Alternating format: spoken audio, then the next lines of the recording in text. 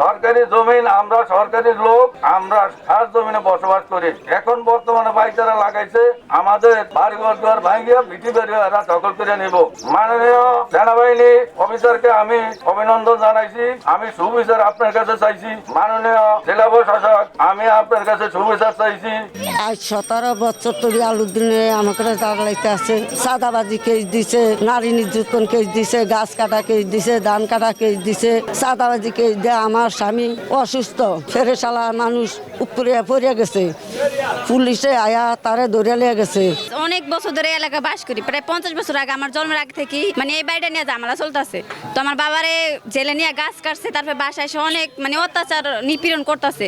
আমরা এসব সহ্য করতে পারি না। এই জমিনগুলি নিয়ে তাদেরকে বিভিন্ন ভাবে মামলা হয়রানি করে। আজ থেকে 1 মাস আগে ইলিশা পাড়িতে একটা পিটিশন করে, সেখানে কাগজপত্র নিয়ে বসা হয়।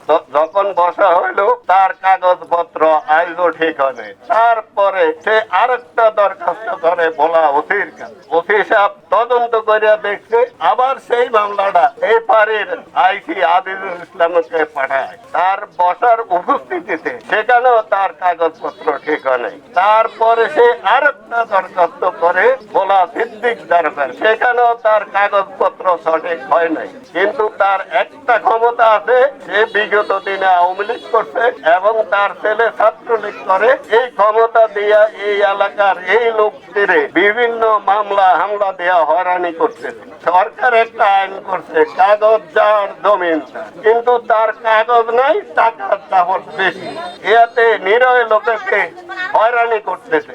আমরা এর সুবিচার, ন্যায্য একটা বিচার চাই। আমরা দুঃখের সহিত জানাতেছি যে এই 85 বছর এই বাড়ি ঘর আলাউদ্দিন সাহেব এই বাড়ি ঘর করছে। আলাউদ্দিন সাহেবের অত্যাচারে আমরা অধৈর্য হয়ে গেছি। রতন সর্দার, এবার রতন সর্দারের বহুত মামলা, বহুত হামলা দিয়ে জ্বালা যন্ত্রণা করতেছে। আজকে দীর্ঘত 17-18 বছর তো লাগি রতন সর্দারকে জ্বালা যন্ত্রণা দিতে আছে। বাড়ি ঘরে মহিলারা থাকতে পারে না, তা মামলা দিয়া হয়রানি করতেছে। এখানে কিছু লোক সচিব আলাউদ্দিন সেক্রেটারি এখানে 50 বছরের 60 বছরের বাড়িঘর দূর নিয়ে আজকে 17 বছর মামলা হামলা দিয়ে এই লোকগুলার অনেক হয়রানি করতেছে। এখন ওরা ওদের বসত বাড়িঘর নিয়ে টানা হিসাব বাঁচাইছে। ওদের বসত বাড়িঘরে বিভিন্ন ধরনের ফোলাফাই না আসি হামলা টামলা করতেছে, মেয়েদেরকে অত্যাচার করতেছে, গাছ গাছা কাটি নিয়ে যাচ্ছে। আমরা প্রশাসকের কাছে সুস্থ একটা তদন্ত করে একটা সুস্থ বিচার চাই। সচিব আলাউদ্দিন এবং তার ছেলে ফাদ ছাত্রলীগের ক্যাডার, সে বিগত 17 বছর যাবৎ এবং আমাদেরকে 10টি চাঁদাবাজি মিথ্যা মামলা দিয়ে এবং বাড়িতে হামলা এবং